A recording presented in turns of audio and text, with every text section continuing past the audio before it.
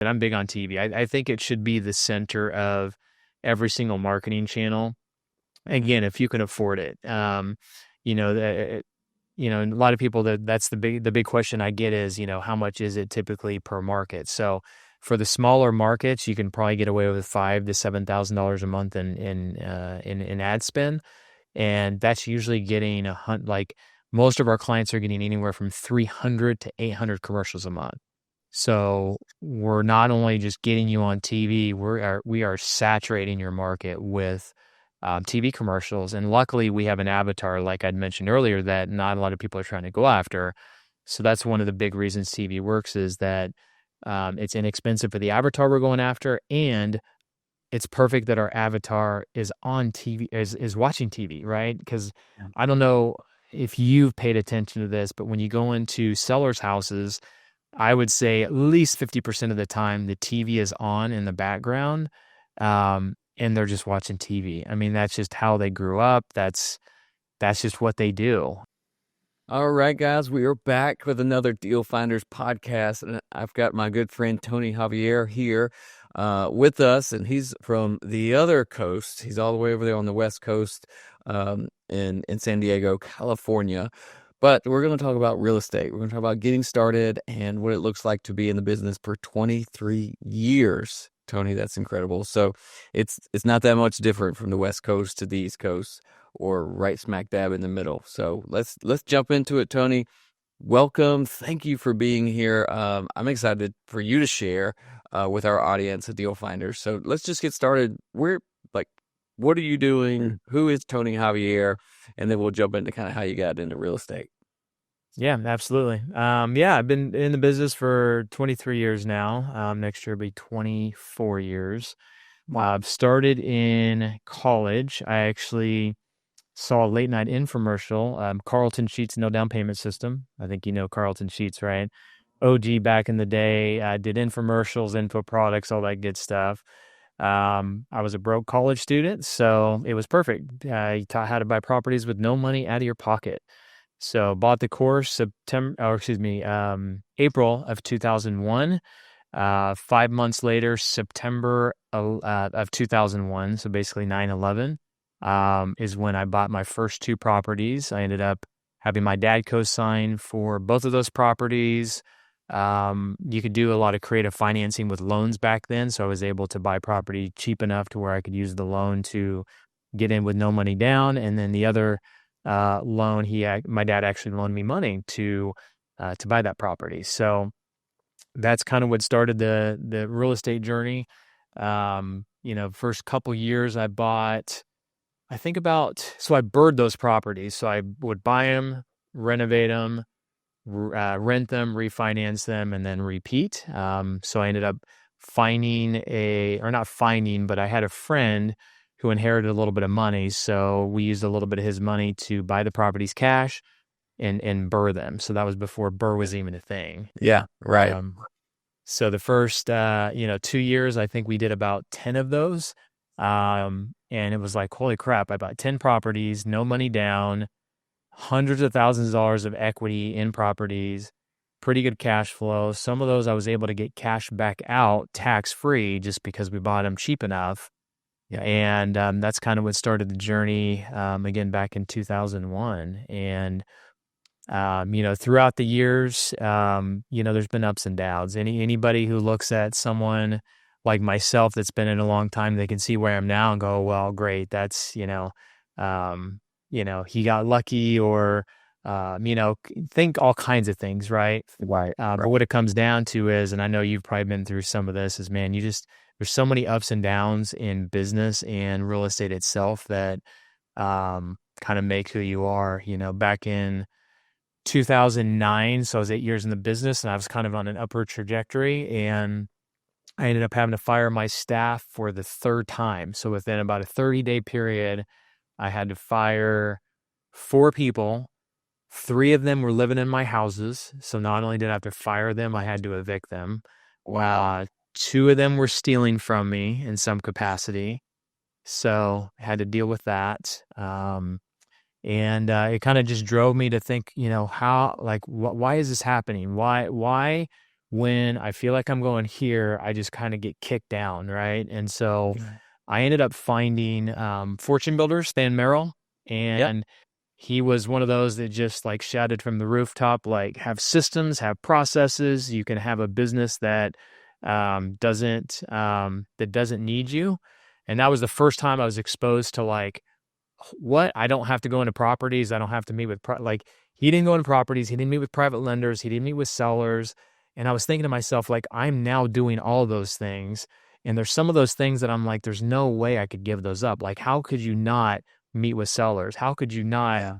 know what renovations are going on in properties and meeting with contractors and all that kind of stuff? So long story short, I went to my sister and she ran the other business that she was working for. And I said, you know what? I know how you do things. I was like, if I bring you over, and I told her my goals, I said, do you think that you could come over and do what I'm looking to do?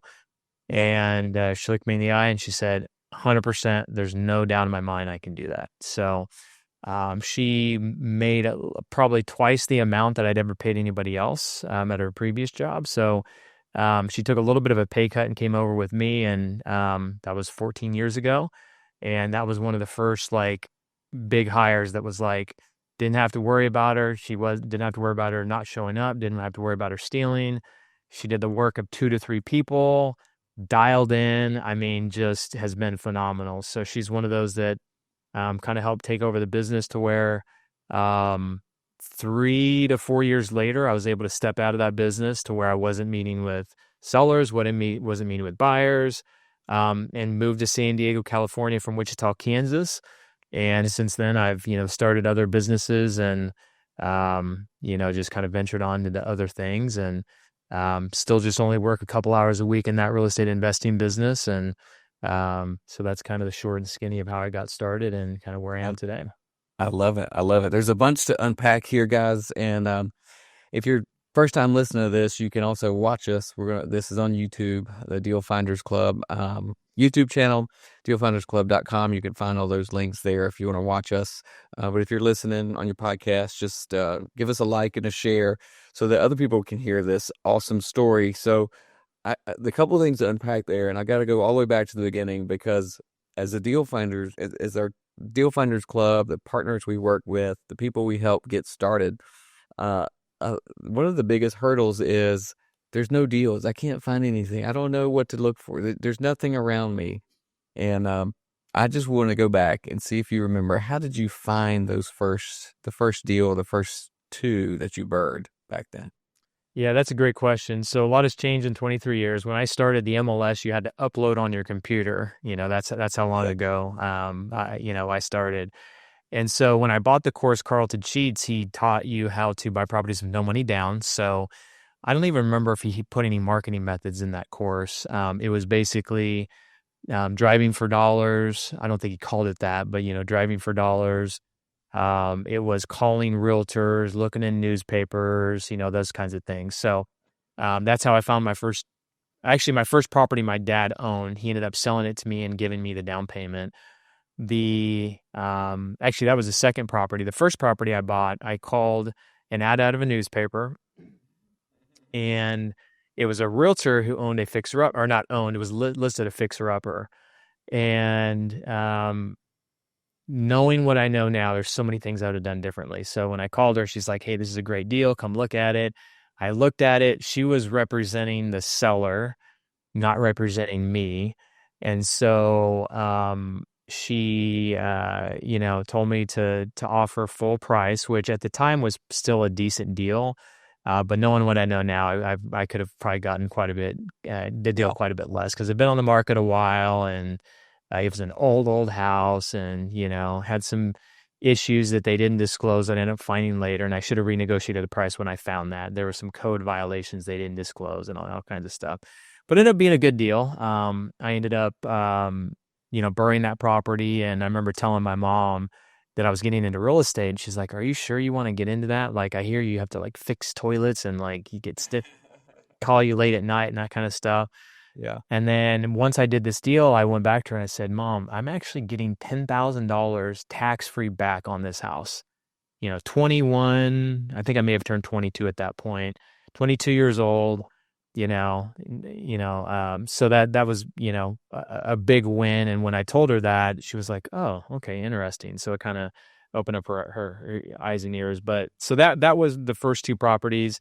The MLS was not as saturated with investors. I mean, 2001, like when I told people I was flipping houses, they thought it was illegal because back then that was kind of a term where people, I think in the previous decades had flipped houses illegally.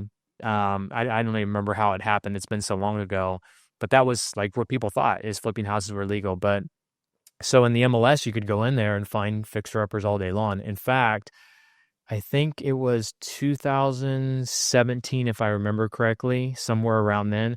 We flipped 54 houses and 27 of them came from the MLS.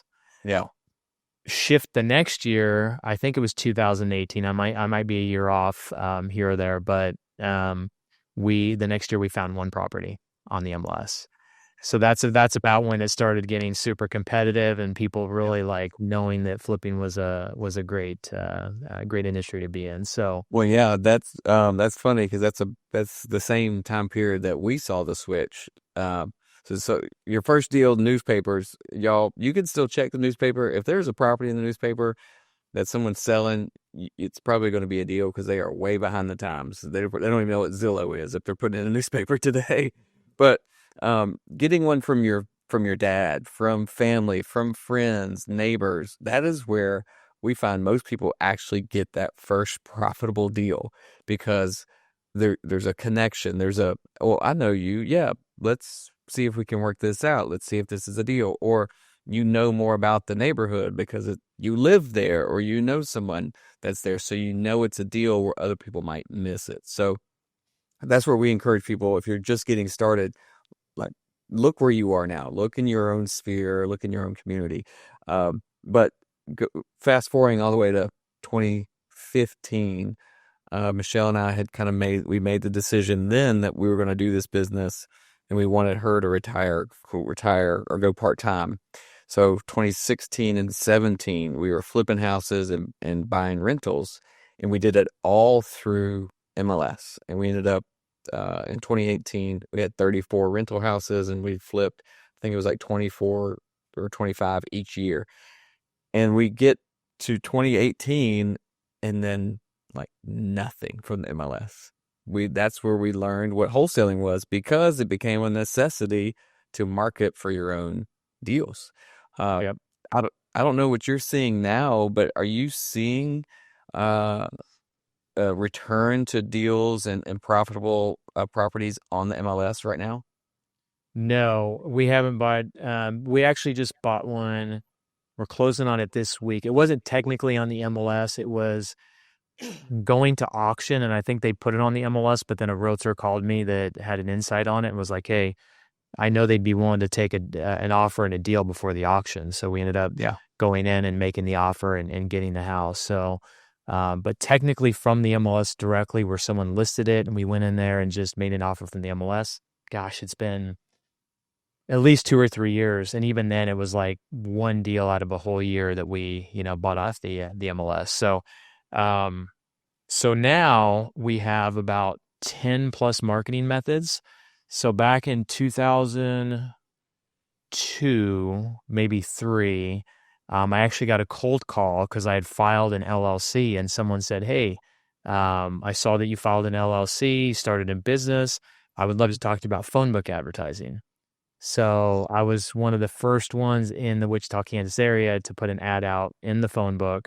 So I started with a little ad for like $150 a month and ended up, I don't know, 20xing my investment or maybe even more. I can't even remember what the number was. And then eventually I kept just adding, making it bigger. Then we went to a half page and then we went to a full page. And then obviously, I can't even remember what year it was, 2010-ish, maybe a little bit later, phone book kind of went away. And then we had to find, some other marketing methods. But yeah, we've tried many different marketing methods. And I was fortunate enough in 2012, I ended up meeting this guy at a networking event. And it's kind of funny how things happen and kind of line up. I actually ended up being sick. One of my friends ended up talking me into going to this networking event. It was a Christmas event with from a title company, and I meet this guy. He's in real estate, and so we hit it off, become good friends. A few months later, he calls me. He's like, "Hey, man, I met a guy named Cody randomly on a trip to Vegas in an airplane." He's like, he's having a poker game, and he knew I liked poker, so I ended up going to this guy Cody's house, and I go down to the basement, and I see these two guys that I recognize, and I'm like, where do I know those guys? And I'm like, oh shit, Yeah. those guys are on TV. Those guys have TV commercials. And so I ended up sitting next to one of the guys, and I'm introvert by nature, but I'm like, hey, Chad, I see you on TV, just kind of strike up a conversation. And I was like, how are your TV commercials doing? And I expected him to say one of two things. Either Yeah. it's just a branding play and like, that kind of thing. Or I expected him to say, man, they're just really expensive and, that kind of thing. But he blew my mind. He looked at me and he's like, dude, it is insane. He's like, we crush it with TV. He's like, we do nothing but TV commercials is a construction business. He's like, we do millions of dollars a year in business. He's like, we're 6 to 12 months backlogged. He's like, and he started telling me the benefits of TV. He's like, the credibility behind it. He's like, people when they call us, like, they want to deal with us. They don't typically call their people, all these things he's telling me about TV. And I didn't really think about TV for my business, but he looked at me and he goes, you know what? This might be good for your business. And he's like, here's my guy, Drew. He, sent me his phone number. So Monday morning I called Drew and I said, hey, heard you're the TV guy. Chad told me about you. He's like, well, I kind of know who your avatar is, based on what you've told me. Let me go to the stations. I'll negotiate some rates, come back to you. And if you like it, we can produce a commercial together. So he calls me a week later and he's like, man, I got some great rates. He's like, the avatar you're looking for, which is older and lower income. He's like, not a lot of people are looking to advertise on those kinds of shows. He's like, for $3,000 a month, I can get you, I think it was around 300 commercials a month or something like that. Yeah. And so you guys know, if you guys do any kind of marketing, a direct to mail campaign is going to cost you minimum $3,000 if it's a small one, but usually $5,000 to $10,000. Yeah. And so I'm like, all right, let's give it a shot. So first month I spent $3,000 and we made $35,000 that first month. And that was 2012. 12 years later, it's still our number one lead channel. It's still the most consistent thing that we do. And I mentioned 10 lead channels or 10 marketing channels that we do. TV is the center of it, and it really helps everything else. Because when we send out a postcard, they know as from TV, if we do a radio commercial, which we added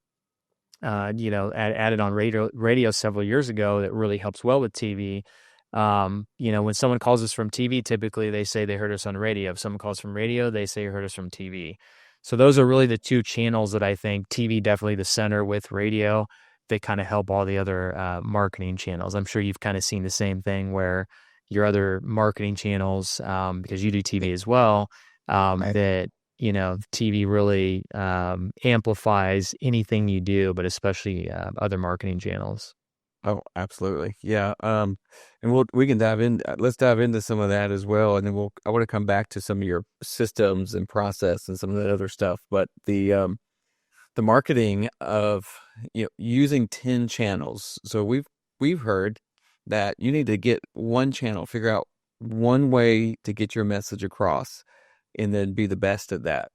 And guys, if you're listening to this and you're hearing Tony say, well, I do 10, remember, Tony's been here for 23 years. He didn't start with 10, right? So if you're getting started, it is pick one thing that you can do really well and master that, or get that going, so that then if you add a second marketing channel, it's not dividing, but it's adding.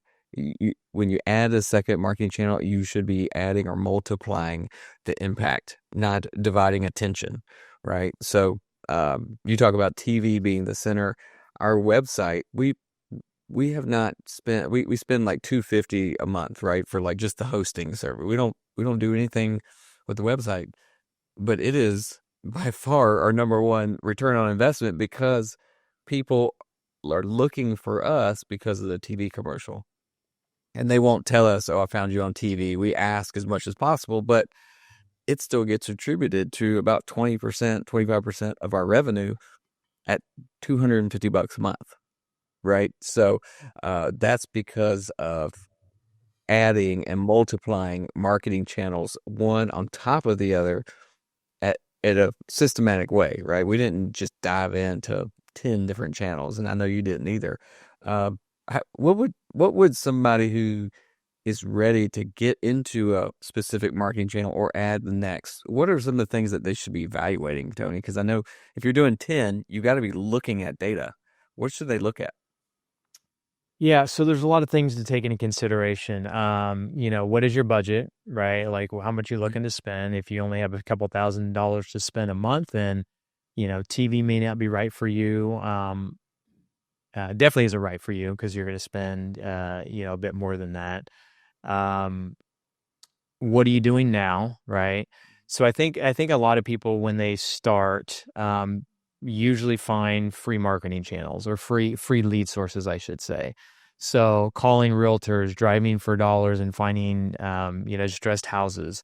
The MLS I hear is getting a little bit better for deals in some markets. So going through the MLS and maybe seeing if there's some deals there.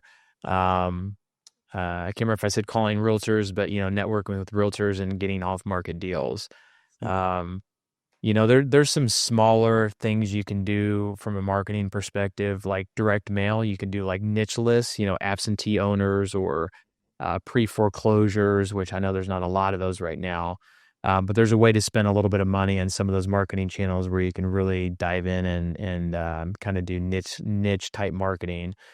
Cold calling and texting is kind of going away. One, it's super competitive, and two, there's a lot of regulations behind it, and people are getting some pretty big fines.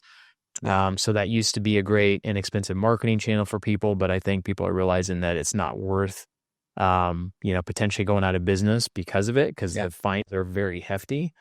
Yeah. Um, I'm a big proponent of TV. So when people ask me like, what is something that when you started back 23 years ago, what are some things that you would do differently going back 23 years ago?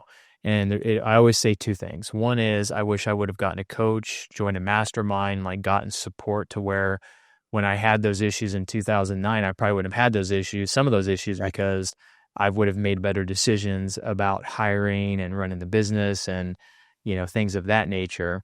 And then the second thing is that I wish I would have started TV sooner. TV is one of those things that our perfect avatar is someone like yourself that has been in the business for a little bit, that's already spends money on marketing, that does deals, that kind of thing. But we actually have started some people off on TV first, as their first marketing channel, um, and gotten them going. And, when you look at it from a marketing perspective, there's a lot of competition with most marketing channels. I mean, if you look at, like I said, texting and cold calling, if you own any properties, you've probably gotten a text almost every month of someone asking you if you want to sell your property, right? Oh, yeah. Um, Same thing with postcards. You've probably gotten postcards in the last, quarter from someone that's wanting to buy your property. Um, Google PPC. I mean, if you type in buy my house in whatever the name of your market is, you're going to find you if you search it 10 times, you're probably going to see just a different rotation of people that are bidding on those keywords, which are very Yeah. expensive. And I've heard a lot of people say that it's so hard because prices for those clicks have gone up. Some people are paying. I heard someone heard that they're paying like over $100 a click, or maybe hundreds of dollars a click. I don't know. They gave me the number, and I was like, that is insane. Yeah. I mean, if you're converting a high amount of them, like, that's one thing, maybe worth it. But, if you're paying $300 a click and you're, buying 20, 30 clicks a month, or more, it can Yeah. add up pretty Yeah. quickly Not even a lead. your The bank click's account. not even a lead. Yeah, exactly. Yeah. So, like I said, I'm big on TV. I think it should be the center of every single marketing channel. Again, if you can afford it. You know, a lot of people that's the big question I get is, how much is it typically per market? So for the smaller markets, you can probably get away with $5,000 to $7,000 a month in ad spend, and that's usually getting like most of our clients are getting anywhere from 300 to 800 commercials a month.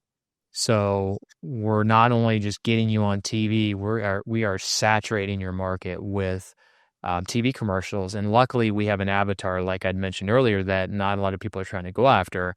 So that's one of the big reasons TV works is that it's inexpensive for the avatar we're going after, and it's perfect that our avatar is on TV, is watching TV, right? Because I don't know if you've paid attention to this, but when you go into sellers' houses, I would say at least 50% of the time the TV is on in the background, and they're just watching TV. I mean, that's just how they grew up. That's just what they do. And so just kind of wrap up the marketing. The thoughts on marketing is, you got to find out what maybe has the least competition. You got to figure out what you can afford. And then the last big thing I'll say about marketing is that you just need to make sure you stick it out. There's a lot of people that will spend money on marketing for a month, for 2 months, 3 months. After 3 months, typically you can get some data to get an idea of how something's working. But really, I think 6 to 12 months is a better way to look at your marketing. And really, honestly, it probably takes like 3 years to really understand like the ebbs and flows. Because just like you said direct mail killed it last year, and this year it's not. We've had the same thing where we've had some marketing channels that are absolutely crushing, and then sometimes they're not. And I made the mistake with radio when I started radio. I don't remember how many years ago, 6, 7 years ago. I didn't do it for long enough, and then as we started really helping people with their TV commercials, we started helping them with radio as well because we knew radio was a good marketing source. It just, for me, it didn't work well in my market, but we had a bunch of people that it did work well for. So came back around and I said, all right, I'm going to try it for longer. I'm going to give it a full 12 months so that we know whether it's working or not. So lo and behold, it was about the 9-month mark where things just started cranking from radio. And we ended up our first full year at somewhere around a 7 to 8x return on our money from radio. And had we had we looked at our data month 3, even maybe month 6, we would have been like, okay, we're, probably doing 2 times, 3 times return, which is okay. Sometimes it just takes a little bit of time to really gauge whether a marketing channel is working or not. Yeah. And I think one of the big things, and guys, I want to just highlight this, is what you said is the consistency. When people are coming to us, we're getting them started for like a direct mail. If direct mail is the way you're going, you really have to be ready and either have the funding ready or credit cards, or be able to replenish your marketing budget to go for at least 90 days with mail before you even expect to start seeing any kind of income coming back from it. And TV is a little bit quicker to get some responses, but as far as actually closing and getting income, you've got to be ready for at least 6 months. And I think that's one big challenge people have in this business, and probably in all businesses. But it's the delayed gratification is real tough in this day and age. Oh, yeah. We want to see, all right, I put $5,000 in marketing. All right, I should get 10,000 next week. And it's like, it doesn't work that way, guys. It's so being ready and being level-headed about that. And you mentioned having a coach or a guide. That was one of the things that one of our early mentors kind of put in play for us. It was like, this is, you are going to commit to spending money with no real guarantee, but here's our data. Here's what we've seen. Do it, stick with it, and likelihood statistically it will pan out. So that's a big piece of marketing that people got to get over. And going back to your beginning, the Carlton Sheets, no money down, no money out of pocket. We still see that today. There's so many TikTok people and YouTubers that tell you to go get in this business with no money out of pocket. And yes, it's possible.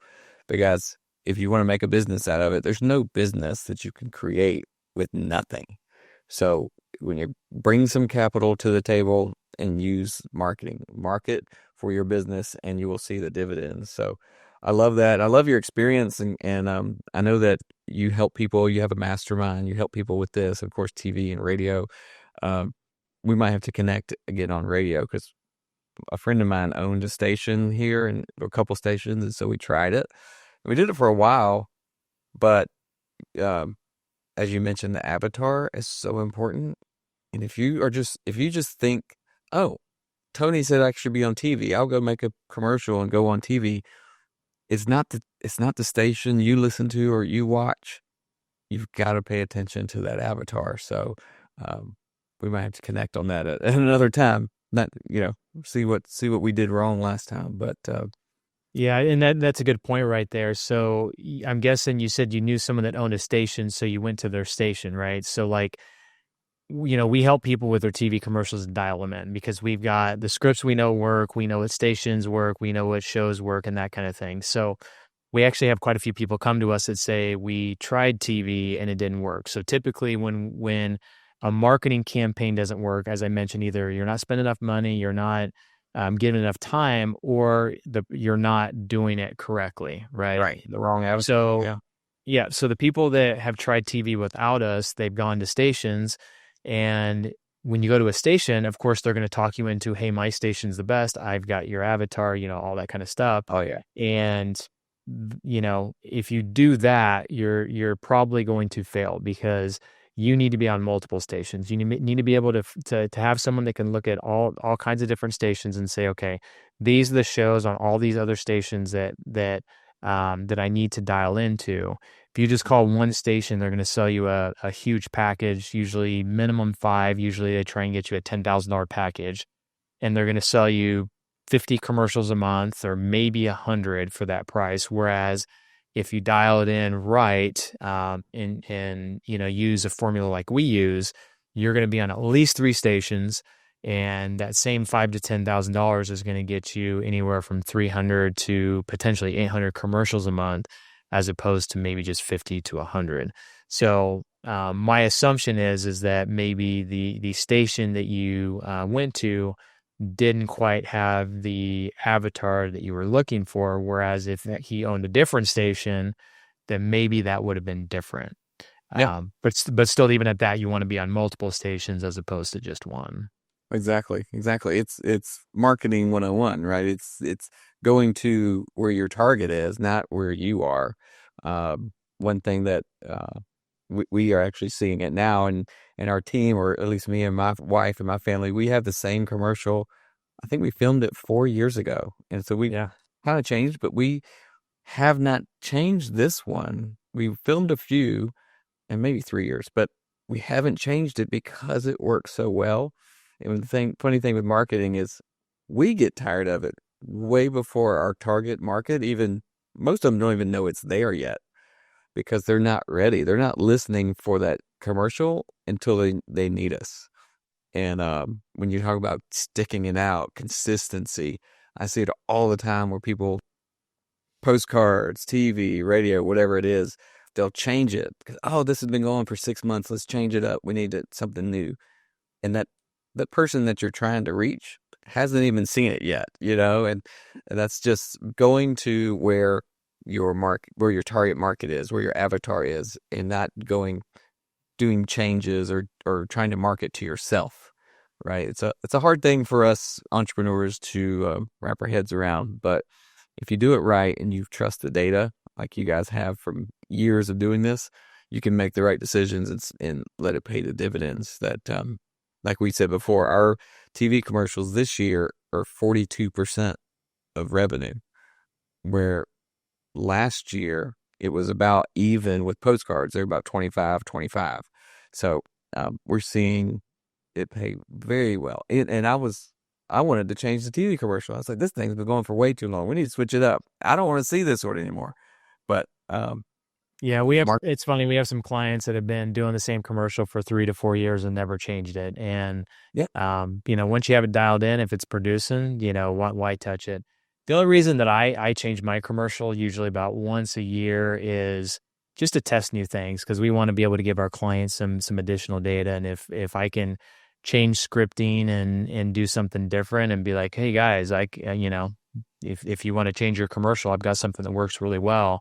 And typically when we try something that works in our market, it typically works in others as well. And um, so yeah, it's all about the consistency, the messaging. And you said, maybe that person hasn't seen your commercial, or maybe they have, they just don't really pay attention to it as much. They know they hear the message, but then hopefully when they are ready, they do hear the message and go, oh shoot, that's the guy that's been on Yep. TV for years. I'm going to call them because I've just seen them many times. But Yep. the chances of being on TV and someone not seeing you that watches TV frequently is probably going to be pretty slim. Because if you're on maybe Yeah. 30 to 500 times a month, they're going to see you for sure. Yeah. They're seeing it. They're just not taking that because they don't need us yet. It's kind of in the background, right? It's that background noise. And they might see it because we have our kids. They're like, oh, those kids are cute. But then when they need us, they're like, oh, I've seen them. They're like my best friends. They're in my living room all the time, and that's what makes this such a powerful marketing strategy, in my opinion, is that Yep. you, you've built that trust with them just by being there. Um, we're gonna run, Tony, because we could talk about marketing forever, but I've got to kind of go back to one thing that you said, and we're not going to dive too much into it, but I wanted to make sure our listeners hear this before we run, which is in 2008 and 9, you had started, you'd been 8 years in the business, kind of running it yourself, had a couple people, had some systems in place, and then it all broke and you had to break it all down. And then it wasn't until you hired the right person, be your sister, you found the right person who then took the things that you wanted, your goals and your systems, and grew them. He's just explained kind of the evolution of entrepreneurship, of small businesses. You start it with yourself and you start building, and then you figure out how that works, and then you try to duplicate it with someone else. But until you find the right person, so you end up with systems and process problems and then people problems. And when you figure out that people problem, you get it right, you get the right people on your team, sky is the limit. And I'm just super excited for our team. We've got some amazing people, and they're helping take our business way further than we could have done on our own. Right. So, I just love that you kind of mentioned that and recognized how it changed your business, um, way back then. So, Yeah, guys, I think the biggest thing on that, if you don't mind me just yeah, saying, go ahead. That's just it. raise your standards, right? The standards I had before I had brought my sister on were pretty low. It's like if you had a heartbeat and you said you could do the job and you were cheap and I would hire people, right? So that was the big lesson, was that I paid my sister almost twice as much as what she was earning. The previous people were earning, but the stress level went dramatically down. The worry went down. The work that she was doing compared to other people was dramatically higher. So, and even to today, like we had someone in our business earlier this year, and we kind of knew she wasn't a good fit, and we just kind of kept her around because um, it was just convenient, right? We were trying to find a replacement and we couldn't find one. Well, she ended up leaving on her own. Well, that forced us to find a replacement. So we searched harder, we interviewed more, and we found a replacement that is leaps and bounds better than her. And I wish I would have made that move earlier this year when she was giving us the signs that she was just not the right person. So continue to level up the people that you hire, the level people that you surround yourself with. Just level up. I mean, if you have higher standards, you're going to get just better results overall. Yeah, I love it. I love it. This has been a master class in entrepreneurship and getting started, and how to start a business and sustain a business for 20 something years. So I love it. Tony, this is something that you do a lot. You like to share with people. How can they, if they want to reach out to you or have questions? I think you have a podcast too. How can people find you? There's two ways. If you're interested in seeing more about TV, you can go to 10xtv.co. Again, 10xtv.co. So that's 10tv.co. I've got a YouTube channel. You can just type in Tony Javier in YouTube. I've got a couple channels there if you want to plug into those. Those are the two main ways to kind of reach out to me. And so, yeah. Yeah, absolutely. So guys, if you, reach out, we'll put links down below. And I really appreciate it, Tony, you being here. This has been fabulous. Like I said, just kind of diving into marketing. I could go on and on with some of the data and some of the things we look at. But y'all, if you want to get plugged in, get connected to a real estate community, in South Carolina, we have our live events, and we do them just about every single week. If you're not in South Carolina, you can still get plugged in with the Deal Finders Club. Go there, dealfindersclub.com. Love to see you. And until next time, y'all get out there and find your next deal. We'll see you on the next podcast. Bye. Thanks for listening to the REI Deal Finders podcast. You can find out more and apply to be a part of the REI Deal Finder community at reidealfinders.club.